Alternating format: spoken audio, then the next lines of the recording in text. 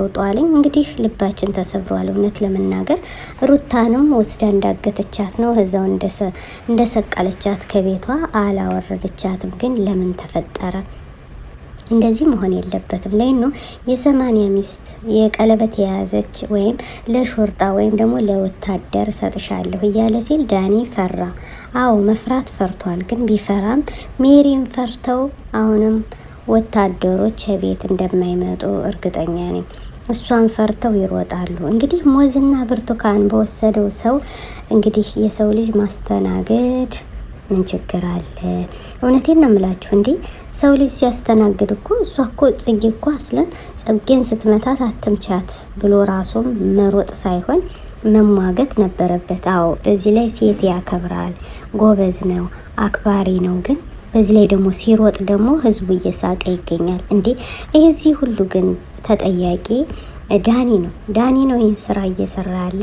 ሜሪና ዳኒ ከሩታ ካልወጡ አሁንም ቤት የማይሰሩ አሁንም ደጃፍ እየጸና ይገኛል። ግን ጽጌ ጠየቀችው፣ አንተ ምን አመጣ ሩታን ለምን ተውሃት? ፍቅር ጋነ ስትለው አሁንኝ ምን አገባሽ ብሎ አፋጠጣት። አሁንም እፈልጋታለሁ ፍቅርን ብሎ መልስ ሰጧል። ግን ነገሩ አልገባኛለ። ለሁለቶችን ፈልጓቸው ነው ወይስ ለማስመሰል ነው? አላቅም። ለማንኛውም አብሮ ሩጧልኝ ኪሱን ይዞ ሙዞን ይዞ ተመቷል ማለት ነው። ሁለቶችን በአንድ ላይ ልደርብ ነው።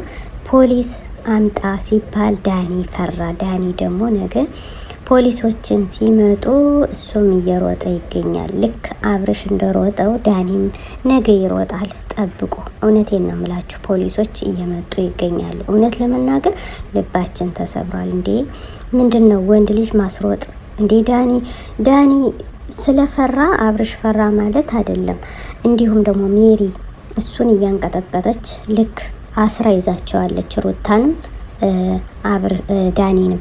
ሩታ ድምጧን ሰምተነዋል። ባቤል ሩታ ደህና እንደሆነች እና ብቻችሁን ነው ማንንም አልፈልግ እያለች ነው። ግን ለምን ይህን ሁሉ መሆን አስፈለገ? እውነቴን ነው የምላችሁ። እንዲህ ትዳር ከተባለ ትዳር ነው፣ ጨዋታ ከተባለ ጨዋታ ነው። ቃቃ ጨዋታ አደረገችው። ስለዚህ አሁንም እሱም ለይቶለት እሷም ለይታለት መመለስ አለባቸው። እውነቴን ነው የምላችሁ። ህዝቡም እያለቀሰ ነው፣ እናቷ እያለቀሰች፣ ቤተሰቡ እያለቀሰ፣ ነጋሽዬ የተናገሩ ነው። ቤተሰቡ በሙሉ እየተንጫጫ ነው። ግን ሊመለሱ አልቻሉም።